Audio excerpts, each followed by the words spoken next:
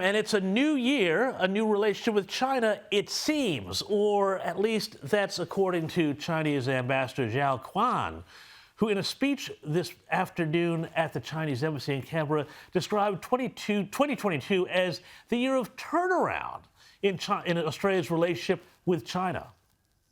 We had a turnaround last year, turnaround from falling behind to stability. And from stability, perhaps to improvement, upholding, and even development. It was a very critical year.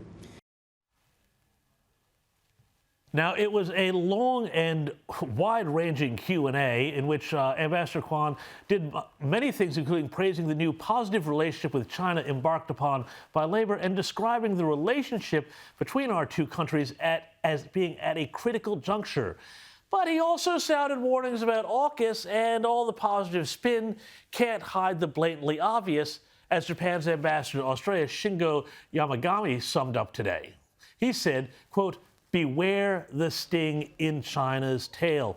Now, there's so much to unpack here, which is why I really wanted to bring on former defense intelligence analyst and author Paul Monk to talk about this. Paul, thank you so much for joining us. First of all, just very broadly, Hi, what James. did you make of the ambassador's speech this afternoon? Well, you know, he gave a speech at the National Press Club last year at which he made very clear, very calmly, rather chillingly, that China had no room to give an inch on the matters at issue between our two countries. It was up to Australia to step up, make concessions and correct course. It's very interesting, therefore, to see him today make no real reference to those remarks last year, but to claim at least that relations are now on a sounder footing. I was interviewed after his speech at the National Press Club, and I remarked that ambassadors, or more broadly diplomats, have long been said to be individuals sent abroad to lie for their country, and that this man's a past master at it. He's a smooth operator, and we should take what he says as part of an elaborate diplomatic game and with a substantial grain of salt. We have a long way to go in this relationship, and let me add that China, I think, has become aware over the time period to which he referred that its attempts to coerce Australia and bully Australia have actually not worked. Our trade with China has actually grown, even though some suppliers of things like wine have lost out.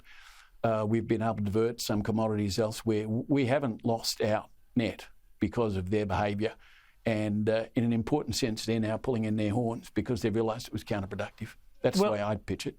Indeed, and I mean, I thought it was quite fascinating. You mentioned the wine before, and he actually raised a glass of red wine and toasted the assembled press corps in Canberra. That's something I've never seen in a lifetime of watching and going to press conferences. And interestingly, I found out that he raised a glass of a Chateau Tanunda Shiraz from the Barossa Valley, which you couldn't even get in China because of the trade restrictions. So how much of what this is really about serving Chinese interests around the economy, but also potentially lulling the Albanese government into a bit of a false sense of security and potentially even away from the US and UK in AUKUS as it A, tries to rebuild its economy post-COVID, and B, continues its plans for expansion in the Pacific?